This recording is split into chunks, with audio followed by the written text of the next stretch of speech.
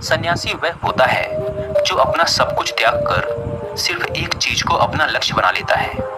कोई भी व्यक्ति सन्यासी बेवजह नहीं बनता। सन्यासी बनने के पीछे एक बहुत बड़ी वजह होती है। उस व्यक्ति के सन्यासी बनने के पीछे भी एक बहुत बड़ी वजह थी। सन्यासी बनने से पहले उस व्यक्ति के मन ने उस व्यक्ति से बहुत से गलत कार्य करवाए थे, बहुत से पाप करवाए थे।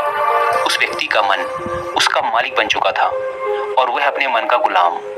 जीवन के हर सुख, आराम और ऐश्वर्य प्राप्ति के बाद भी उस व्यक्ति के मन में अथाह पीड़ा थी और यही मानसिक पीड़ा उसे सन्यासी बना देती है। सन्यासी बनने के बाद वह व्यक्ति सांसारिक दुनिया से दूर हो जाता है, जंगल में रहने चला जाता है, ध्यान करता है, तरह तरह की साधनाएं और अभ्यास करता है, भिक्षा मांगकर भोजन करता है, एकांत और मौन का अभ्यास करता है।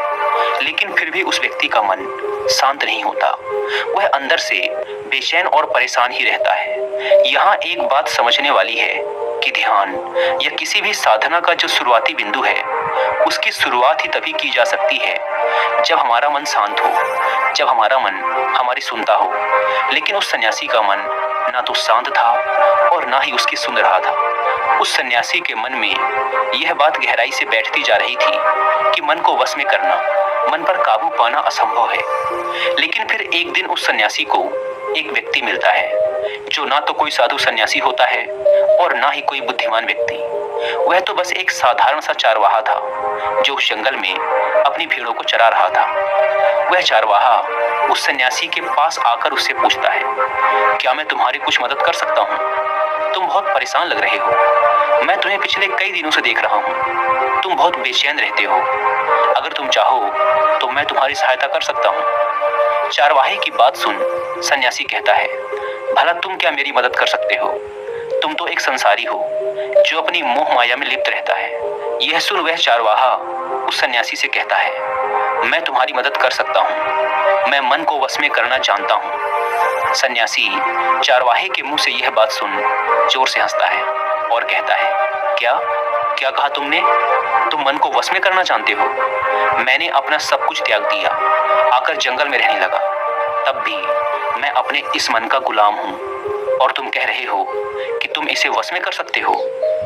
वह चारवाहा कहता है, मन को वश में करने के लिए सभी वस्तुओं का त्याग करना आवश्यक नहीं है और ना ही जंगल में आकर रहना जरूरी है। बस एक चीज है जिसे छोड़ना सबसे जरूरी है।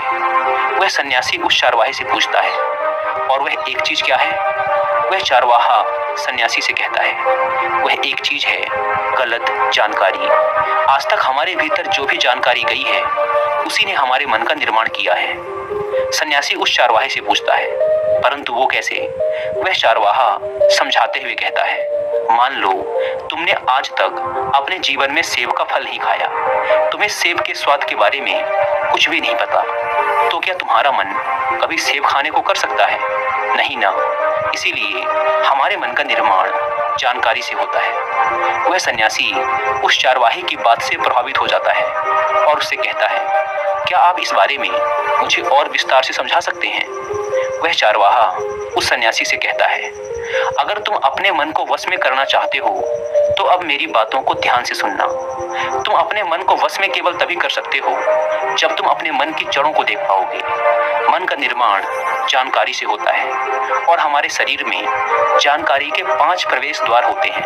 पहला, आँख। हम अपनी आँखों से जो कुछ भी देखते हैं, अच्छा या बुरा, वो सब हमारे मन की याददाश्त में इकट्ठा होता रहता है। दूसरा, कान। हमारे कान जो कुछ भी सुनते हैं वह भी हमारे मन में बीज के रूप में बो दिया जाता है। तीसरा, जीभ।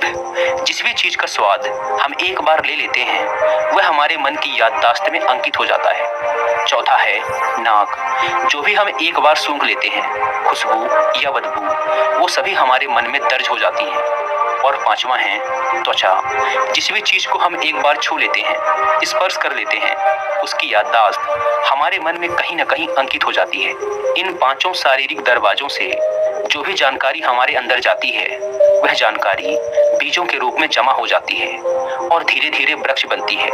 हमारा मन मिट्टी की तरह है जिसमें बीज बोए जाते हैं और हमारी बुद्धि बीज बोने वाले किसान की तरह है। अगर हमारी बुद्धि गलत जानकारी के बीजों को सही सही जानकारी के बीज समझकर बो देगी तो जब भविष्य में वह बीज वृक्ष बनेगा तो वह खराब फल ही देगा। तुम्हारा मन तुम्हारे वश में इसीलिए नहीं है क्योंकि तुमने पहले से ही अपने मन में बहुत सारे गलत बीज बो रखे हैं और अब वो बीज बड़े वृक्ष बन चुके हैं। वह सन्यासी उस चरवाहे से पूछता है, तो अब मुझे क्या करना चाहिए? क्योंकि अब तक तो मैं बहुत सारे गलत बीज बो चुका हूँ और जो बोए जा चुके हैं उन्हें वापस निकाल नहीं सकता। वह चरवाहा उस सन्यासी से कहता है, अब तक तुम अनजाने में गलत बीज बो रहे थे, लेकिन अब जानबूझकर सही बीज बोना आरंभ कर दो। भीतर अगर हजारों बीज गलत हैं तो क्या हुआ? अब से लाखों सही बीज बोने के लिए तैयार हो जाओ। तुम्हें बस पूरे दिन इस बात पर ध्यान देना है कि इन पांचों द्वारों से तुम्हारे भीतर क्या जानकारी जा रही है और जो जानकारी जा रही है वो सही भी है या नहीं। वह सन्यासी पूछता है, यह कब तक करना होगा? वह चरवाहा कहता है, पूरी जिंदगी भर। जिस प्रकार तुम हर दिन अपने पेट को अच्छा भोजन देते हो उसी प्रकार तुम्हें हर दिन अपने दिमाग को भी अच्छा भोजन देना है, यानी सही जानकारी और सही विचार। जीवन में हर दिन हर पल तुम्हें सिर्फ दो विकल्प मिलेंगे, जिसमें से एक विकल्प तुम्हारे लिए सही होगा और दूसरा गलत, लेकिन तुम्हें हर बार सही विकल्प का ही चुनाव करना है।